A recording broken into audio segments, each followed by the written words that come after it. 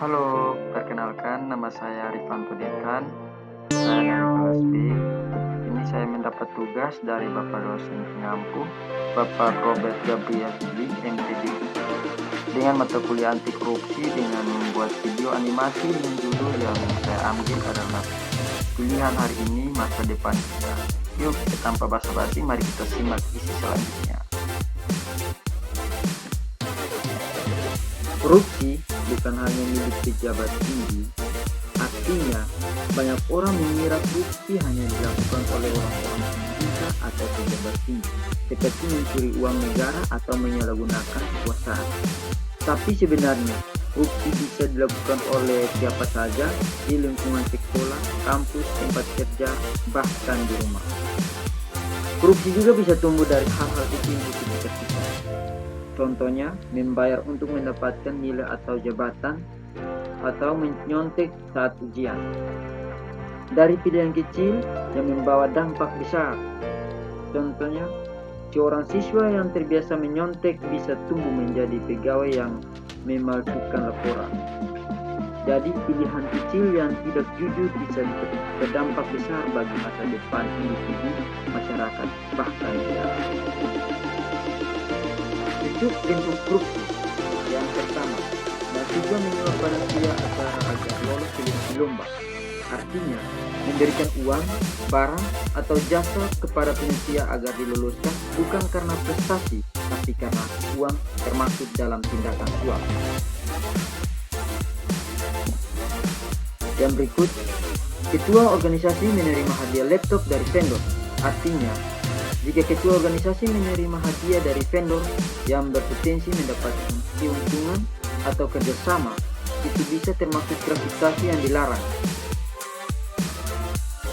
Yang berikut, bendahara organisasi menggunakan dana acara untuk keperluan pribadi. Artinya, dana organisasi bersumber dari iuran, anggota atau sponsor dan harus digunakan sesuai tujuan. Menggunakannya untuk hal pribadi, walau sedikit, termasuk tindakan korupsi dan melanggar etika organisasi.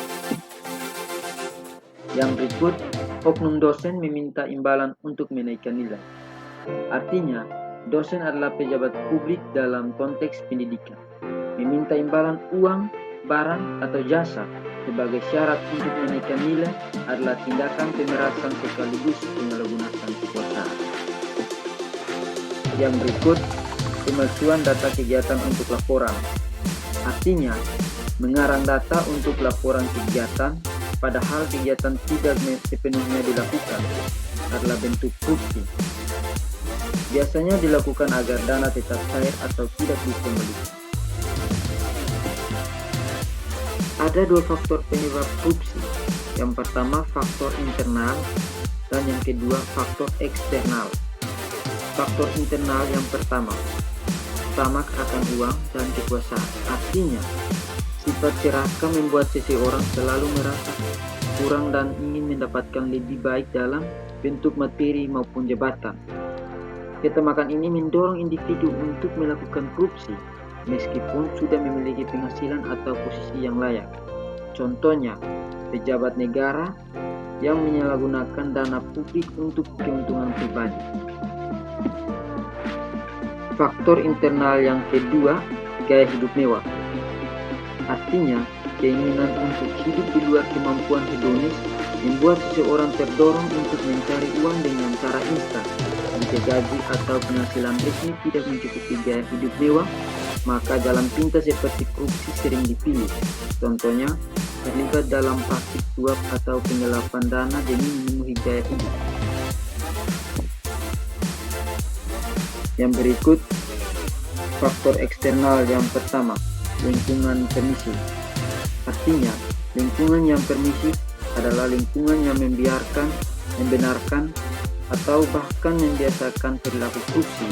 Dalam lingkungan seperti ini, tindakan korupsi tidak dipandang sebagai kesalahan serius, sehingga orang merasa aman melakukannya.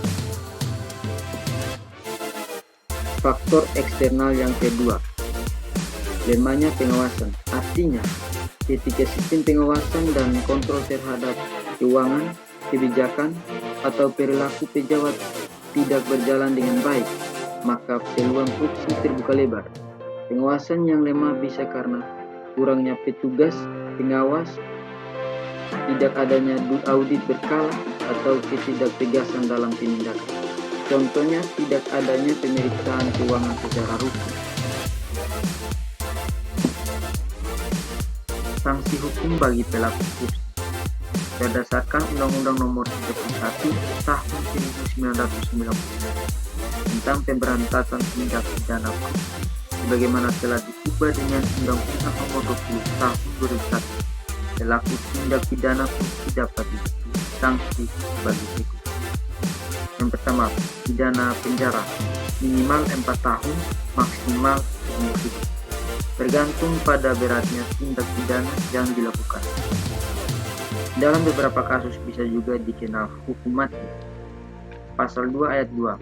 Jika korupsi dilakukan dalam keadaan tertentu seperti bencana atau krisis ekonomi.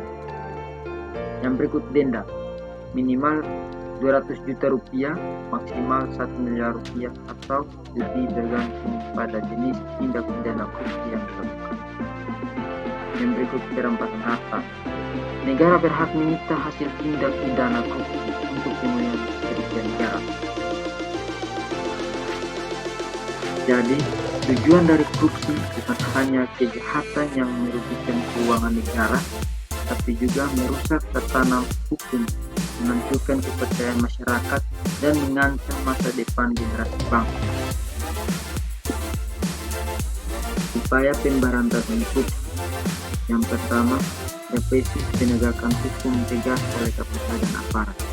Biasanya mereka menangani pelaku korupsi melalui penyidikan hingga proses peradilan. Perbaikan sistem digitalisasi dan transparansi. Artinya, pemerintah mulai menerapkan sistem digital dalam layanan publik, pengadaan barang atau jasa, dan pelaporan keuangan. Tujuannya untuk meminimalisir kontak langsung dengan meningkatkan transparansi serta akuntabilitas. Yang berikut, edukasi dan kampanye. Sosialisasi dan pendidikan anti korupsi dilakukan lewat sekolah, kampus, media sosial, dan video kampanye seperti yang sedang saya buat sekarang. Edukasi bertujuan untuk membangun budaya jujur dan integritas kita.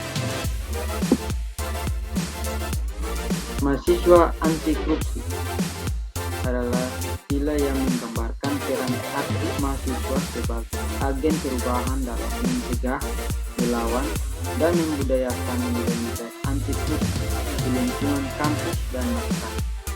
Peran ini sangat penting karena mahasiswa adalah generasi muda yang diharapkan menjadi pemimpin masa depan yang jujur, adil, dan berintegritas. Kita nggak perlu jadi pejabat untuk mulai jujur. Betul, integritas itu dimulai dari keputusan kecil, nolak nyontek, jujur pakai uang organisasi. Yuk, kita bangun budaya anti korupsi di kampus. Mahasiswa anti korupsi harus memegang teguh 5 nilai utama. Yang pertama, jujur. Kejujuran adalah fondasi dari kepercayaan. Mahasiswa harus jujur dalam tugas, ujian, laporan, dan setiap tanggung jawab. Tanpa kejujuran, semua bentuk integritas runtuh. Yang berikut, berani. Berani berkata benar, meski sendiri. Mahasiswa anti korupsi harus berani menolak segala bentuk kecurangan, suap, atau penyalahgunaan kekuasaan, bahkan jika itu datang dari teman atau atas. Yang berikut, peduli. Diam berarti setuju. Peduli pada lingkungan sekitar, peka terhadap penyimpangan, dan tidak tutup mata terhadap praktik-praktik korupsi sekecil apapun. Yang berikut, adil. Keadilan untuk semua, bukan untuk segelintir. Mahasiswa harus memperjuangkan keadilan, tidak membeda-bedakan, tidak mengambil hak orang lain, dan memperlakukan semua orang dengan setara. Yang berikut, berintegritas. Integritas adalah kesatuan antara pikiran, kata, dan tindakan. Mahasiswa yang berintegritas akan tetap konsisten dalam nilai dan sikap. Meski dalam tekanan, ia tidak tergoda untuk menyimpang demi keuntungan pribadi. Jadi, saya menyimpulkan bahwa mahasiswa anti korupsi bukan hanya berbicara, tetapi bertindak dengan menjadi jujur, berani, peduli, adil, dan berintegritas. Mahasiswa dapat membawa perubahan nyata. Korupsi bukan hanya tugas KPK untuk diberantas, tapi juga tanggung jawab kita sebagai generasi muda yang cinta negeri. Sudah